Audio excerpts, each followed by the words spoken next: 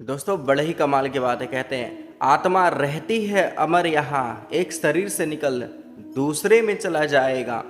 तुम बनाते रह जाओ अपना संपत्ति, वो संपत्ति भी मरने पे साथ छोड़ जाएगा।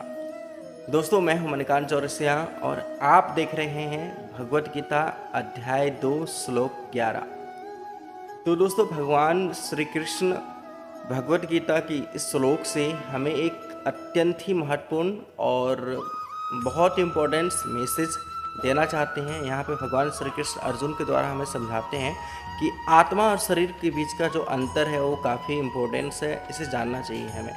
इसमें भगवान श्री कृष्ण अर्जुन को समझाने का प्रयास कर रहे हैं कि हमें शरीर को केवल एक भौतिक रूप में नहीं देखना चाहिए, बल्कि उसके पीछे छुपी आत्मा को भी समझना चाहिए। दोस्तों श्लोक का अर्थ यह है कि जो शरीर को मारने वाला मानता है और जो शरीर को मरा हुआ मानता है, दोनों ही गलती करते हैं, क्योंकि शरीर वास्तव में अमर है, इसे कोई मार नहीं सकता और ना ही किसी से मारा जा सकता है।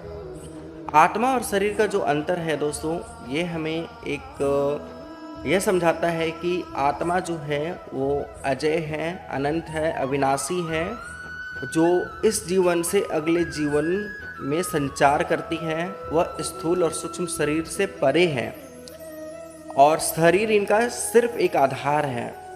वह शरीर के माध्यम से इस भौतिक जगत में कार्य करता है। जो भी कार्य जो भी कार्य संचालित की जाती है उसकी जिम्मेदारी आत्मा की होती है।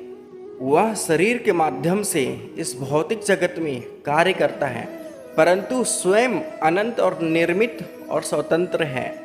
शरीर एक भौतिक रूप है जो आत्मा के वास्तविक स्वरूप को धारण करता है। आत्मा एक नाशवान है। अगर देखें तो श्री कृष्ण समझाते हैं कि शरीर केवल एक औजार है जो कर्मों को संचालन करने में सहायक होता है, क्योंकि शरीर और आत्मा दो अलग अलग अस्तित्व हैं। उनके द्वारा अनेक विभिन्न क्रियाएं संपन्न होती हैं। आत्मा स्वयं निर्मित होती है, जबकि शरीर केवल एक अस्थायी रूप है।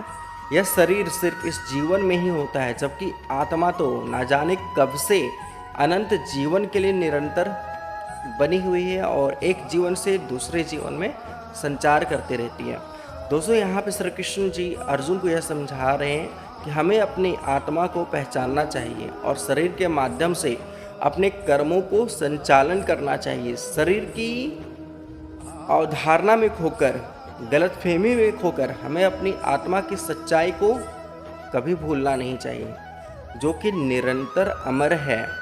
दोस्तों उम्मीद करता हूँ कि आपको भगवान श्री कृष्ण के इस श्लोक से बहुत कुछ सीखने को मिला होगा और जो शरीर और आत्मा के बीच का डिफरेंस है वो हमें जानने को मिला है।